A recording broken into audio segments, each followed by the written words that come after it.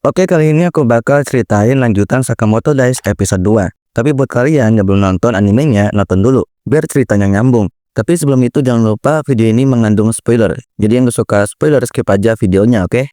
Cerita dimulai dengan Soutang yang selalu datang terlambat untuk bekerja. Yaitu hal wajar karena cewek itu butuh dandan, dan itu lama banget. Shin yang melihat itu merasa Soutang gak pernah bekerja, tapi faktanya dia pernah, yaitu membantu ayahnya untuk menggali lubang besar dan mengubur sebuah karung goni misterius. Soutang ini mantan triad ya.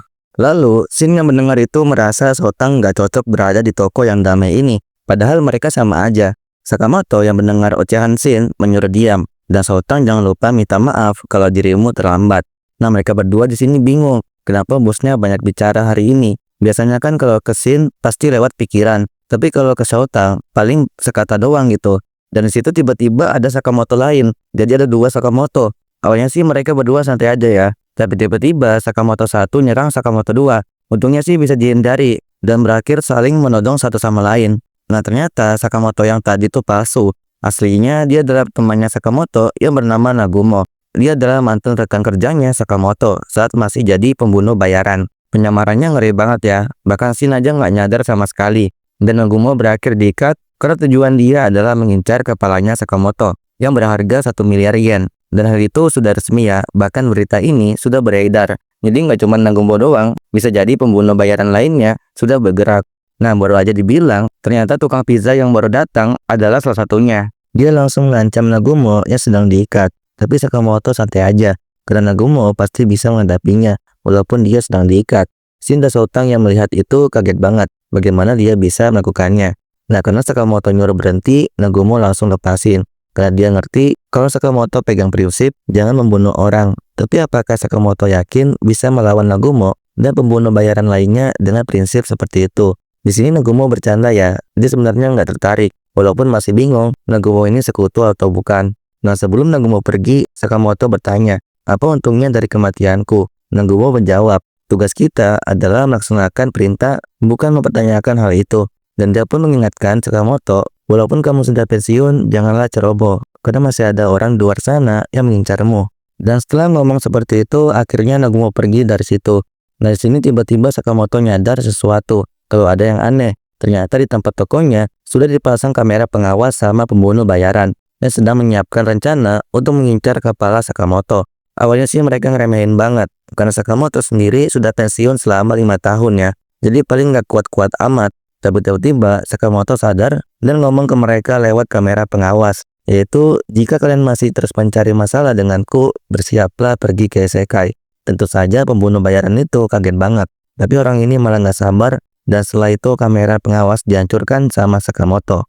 Setelah itu, Shin bilang ke Sakamoto sebaiknya kita tetap hati-hati karena bisa saja kita diserang seperti tadi. Sakamoto menjawab di pikirannya, gak ada gunanya mencemaskan hal itu, karena kita tidak tahu musuh kita siapa. Jadi lebih baik mending rebahan di rumah aja.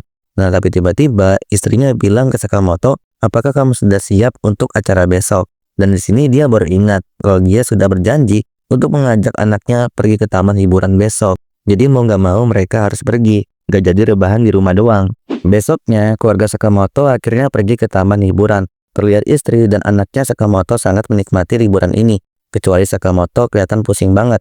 Nah, kalau Shin sendiri, dia tampak khawatir dan berjaga-jaga supaya liburan ini tetap lancar. Dan untuk Soutang, dia malah menikmati liburannya.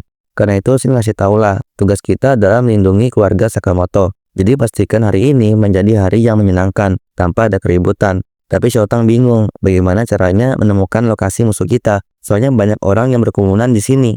Shin jelasin, aku bisa membaca pikiran siapapun dalam radius 20 meter. Dan aku harus benar-benar konsentrasi menyelesaikan setelannya untuk bisa mendengar pikiran orang, ya seperti mengatur radio. Jadi agak ribet juga ya.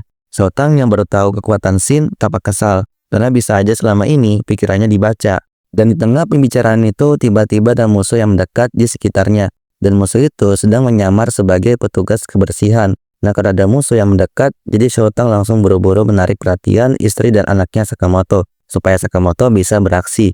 Dan hebatnya, dia mengatasinya dengan lancar, tanpa melihat sedikit pun. Soalnya dia khawatir kalau keluarganya lihat.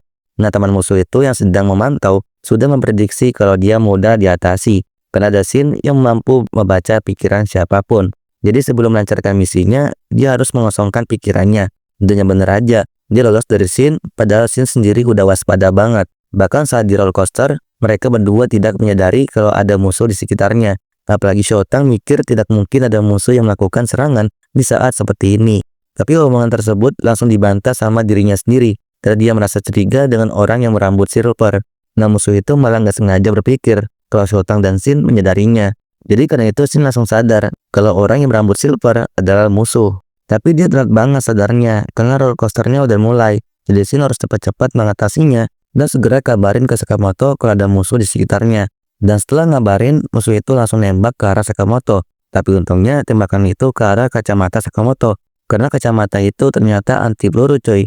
Nah, karena Shin merasa khawatir, jadi dia memikirkan suatu rencana, yaitu dia berusaha datangin musuh itu dengan menunggu jalur lingkaran.